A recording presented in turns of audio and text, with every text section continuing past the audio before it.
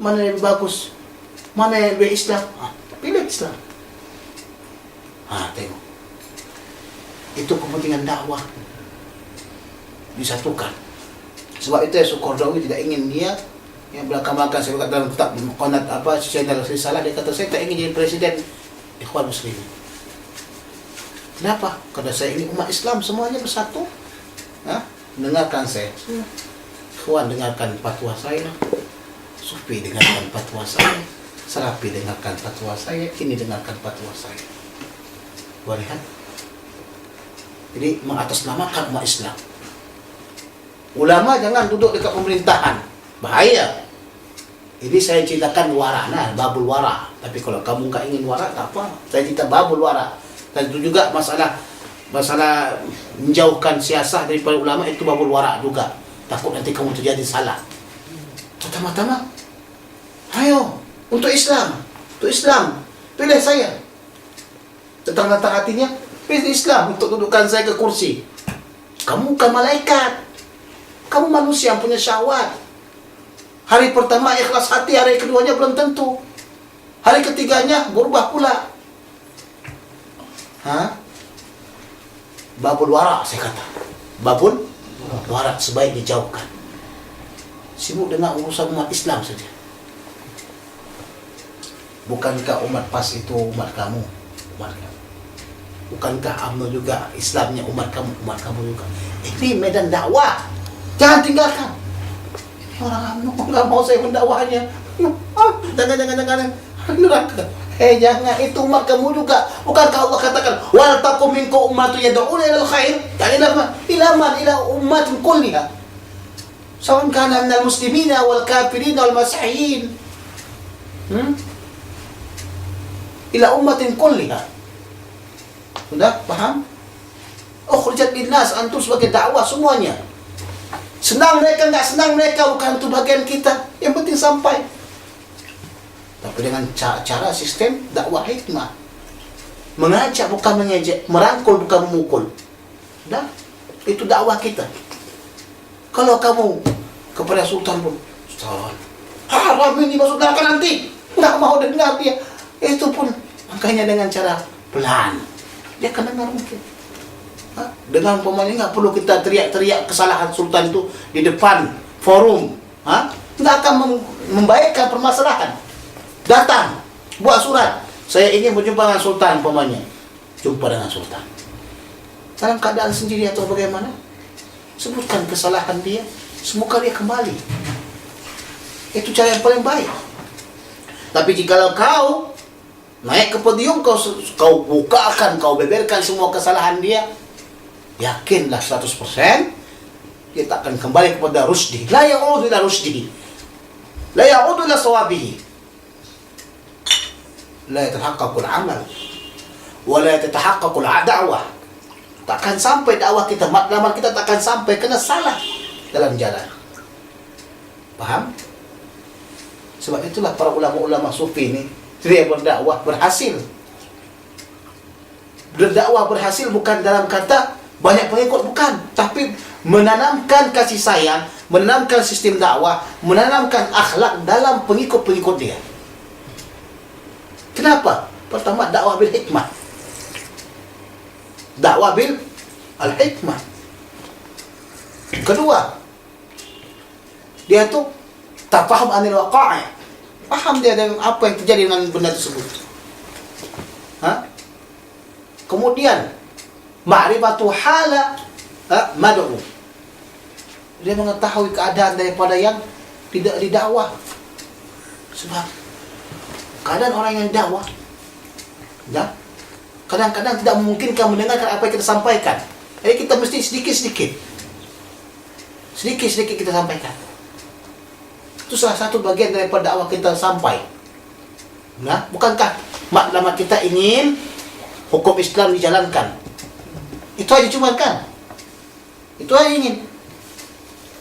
Walaupun partai mana yang megang, partai ulama mana yang pegang, nggak jadi sebagian. Itu ada wasilah. Tapi matlamat pada akhir adalah apa? hukum Islam dilaksanakan di permukaan bumi satu negara. Jadi carilah jalan untuk yang paling baiknya. Paling baik untuk umat Islam. Pahamkan dulu dia. Kenapa umat Islam kata, aku nggak mau hukum Islam? Jangan hukum Islam, kata dia. Kenapa? Karena mereka nggak paham dengan hukum Islam. Dia pikirkan kalau hukum Islam ini bunuh. Coba lihat bagaimana di Cina. Siapa yang korupsi, siapa yang pecah amanah, bunuh. Maka di sana jarang ada korupsi. Betul? Siapa yang berzina? Pemainnya di Indonesia, di Malaysia. Siapa yang berzina, dibunuh. InsyaAllah tidak akan ada. Atau insyaAllah akan makin sedikit. Penyakit AIDS makin sedikit. Pemerkosaan makin sedikit. Nah, siapa yang membunuh akan dibunuh. Maka sedikitlah pembunuhan. Penjara tidak akan terlalu banyak. Nah, jadi itu matlamat yang paling penting.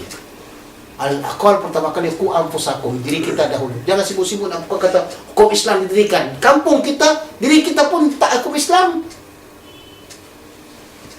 Dah? Yang kata pardiyah.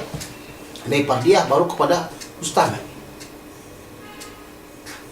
Jadi kampung kita, diri kita dahulu melaksanakan semua hukum Islam, baru keluarga kita melaksanakan hukum semua Islam, baru kampung kita. Dari kampung nanti mulai terpencar kepada penjuru dunia. Bagaimana pelaksanaan Islam. Paham tuh? Jadi itu dia kalau Imam Ghazali ya? Yang mana? Yang Iza Ra'aita Alimah. Kalau Imam Ghazali. Itu ada banyak babi sultan ya? Ini Imam Ghazali ini banyak orang yang tak suka dengan dia. Orang-orang ulama tak suka dengan dia. Kenapa? Kerana dia yang putus dengan sekata jangan jadi ulama sebab sekarang dia bukan dakwah dengan hikmah. Itu putih Imam Ghazali tak berdakwah dengan hikmah. Dia sekarang berdakwah dengan kitab, bukan kepada orangnya. Dia bukakan semua kejahatan ulama-ulama susuk. Ulama-ulama dibukakan semuanya dengan ulama Sebab itu dalam kitab disebutkan dalam kitab Ihya Ulumuddin, ya qura milhal balad la yasbihul balad idza milhul fasad. Ya qura ya alim milhul balad sebagai garamnya negeri. La yasbihul balad idza milhul fasad, tidak akan bagus negeri tersebut kalau ulamanya atau kalau garamnya rusak. Sudah. Kenapa negara rusak? Ulamanya rusak. Kalau bagus ulamanya, bagus masyarakatnya. Kalau ulamanya terus korupsi, itu dikatakan macam di Indonesia, di antara departemen yang paling bahaya dan paling banyak korupsinya itu adalah departemen agama. Di antara daripada kementerian-kementerian yang ada di Indonesia, kementerian agama yang paling banyak korupsinya. Allah alam kau di Malaysia. Zakat kemana perginya? Di Indonesia benda-benda yang dikorupsi itu uang, bagian haji, bagian ini, bagian itu. Mereka yang paham agama, mereka yang buat begitu. Ini akan mengakibatkan nanti ketidakpercayaan umat terhadap ulama-ulama dan ahli-ahli agama. Jika tidak percaya, maka mereka akan tinggalkan agama. Sebagaimana orang-orang Nasrani dan orang-orang Masehi yang meninggalkan agama mereka karena tidak percaya mereka terhadap pemimpin agama mereka. Bagaimana saya percaya dengan pemimpinnya, dengan agama kita? Oh, anak saya saja diperkosa oleh uskup. Oh, anak saya saja diperkosa oleh pendeta, padri dan sebagainya. Bagaimana saya boleh percaya dengan dia? Bagaimana saya boleh percaya dengan kafir, dengan Masehi dan sebagainya? Sudah. Sebab itulah ulama mesti menjaga pondasi, posisi, kedudukan ulama. Agar umat tidak meremehkan mereka. Agar umat tetap bersatu dengan ulama. Agar umat tidak menjauhkan daripada ulama. Agar umat percaya dengan ulama. Satu kewajiban. Kalau masyarakat tidak percaya dengan ulama, bagaimana lagi? Adakah ulama pergi kemana-mana nanti di demonstrasi seperti POP? POP pergi kemana-mana selalu di demonstrasi. Kenapa? Pencabulan anak-anak dan sebagainya. Maknanya mereka sudah tidak percaya dengan pemimpin-pemimpin agama. Siapa yang salah? Siapa yang salah? Sebab itulah umat Islam, ulamanya mesti paham, mesti menjaga pondasi kita, posisi kita, kedudukan kita. Jangan sampai kita rendah dengan umat. dan jangan suka juga umat tidak menghormati ulamanya. Nah, salah satu daripada ghazul fikri orang-orang kafir nak buat adalah merenggangkan ikatan, ya, hubungan antara ulama dan umat. Jika sudah renggang ikatan mereka, maka mudah umat ini dirusakkan.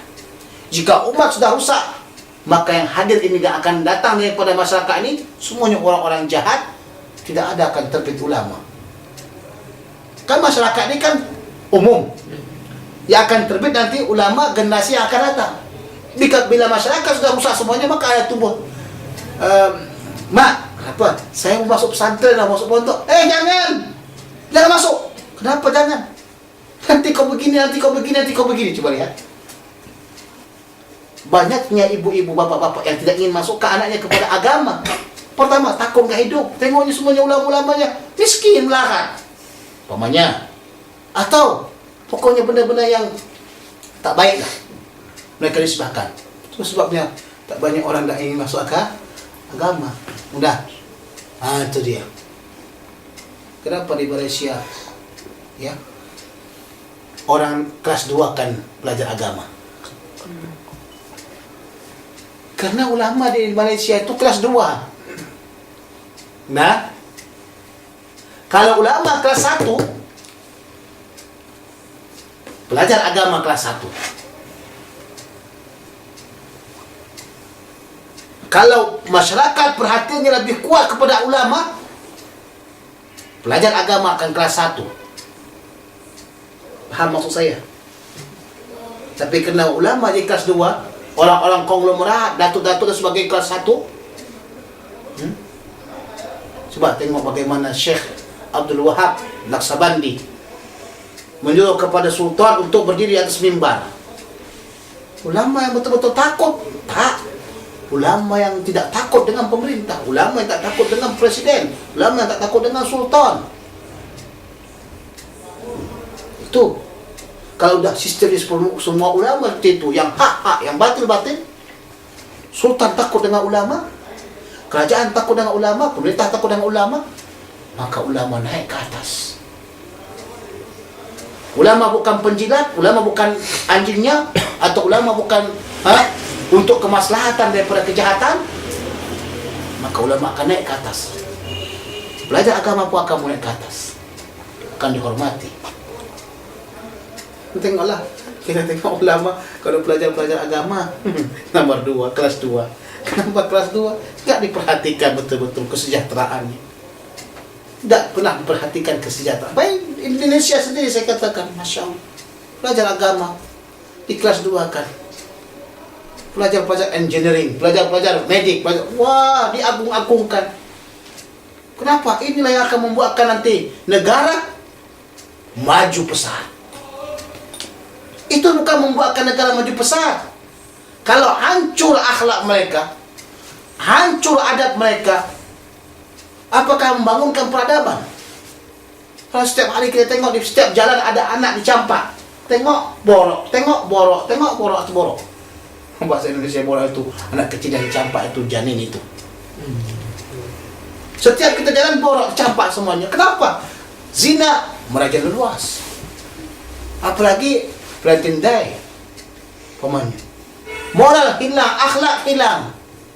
Gara-gara apa? Tidak adanya ulama. Benar? Sebab itulah kita katakan, bukan banyaknya tip, bukan banyaknya orang yang belajar medikal, bukan banyaknya orang belajar daripada, perlu juga, tapi ulamanya juga perlu, makanya mesti nomor 1 kan. Nah, ada sampai orang kata keterbelakangan umat Islam adalah kerana mengikuti sistem pemikiran ulama. Pernah dengar? Saya pernah dengar begitu. Kedua lagi, keterbelakangan kita orang Indonesia kerana kita selalu mengkait-kaitkan masalah agama. Coba lihat. Mereka inginkan supaya Islam jangan dikait-kaitkan, janganlah. Islam ni masukkan poket saja, kantong saja. Membahaya namanya itu. Sudah? Fa'inal masya ila salatin az-zalamati min ghairi daruratin wa irhaq. Maka berjalan kepada sultan-sultan adalah satu kezaliman, ya, min ghairi daruratin, tanpa ada darurat, wa irhaqin, dan terpaksa. Dia kata pergi ke sultan tanpa terpaksa. Kalau terpaksa tak apalah. Terpaksa itu maksudnya mana tahu sultan panggil, kalau enggak dia potong kepala dia. Panggil si polan, aku nak ingin cakap sama dia, umpamanya. Banyak begitu kejadiannya. Maksiatun kabirah adalah satu maksiat yang besar. Tengok. Kenapa maksiat yang besar? Apa penyebabnya? Katanya fa innahu tawadun wa ikramun lahum ala zulmihim. Karena dia itu adalah kezaliman. Tawadu, merendahkan diri dan muliakan bagi mereka atas kezaliman mereka. Ini kalau sultan-sultan yang zalim. Tapi ada banyak ulama juga mendatangkan ulama zalim, sultan-sultan yang adil. Seperti ulama-ulama yang dekat dengan Sultan Salahuddin Al-Ayyubi. Karena mereka memahami yang namanya Sultan Al-Ayyubi itu adalah Salahuddin Al-Ayyubi itu adalah seorang yang adil, maka mereka mendekat. Yahubbu haulahu. Yahubbu haulahu. Kenapa? Karena ingin mengkuatkan pondasi Salahuddin Al-Ayyubi, mengajak mereka kepada kebaikan, mengajak kepada jihad. Nah, itu pula kalau kita tengok sultan yang adil, berkawan dengan ulama yang soleh, ulama yang sah, maka umat akan nikmat, umat akan selamat.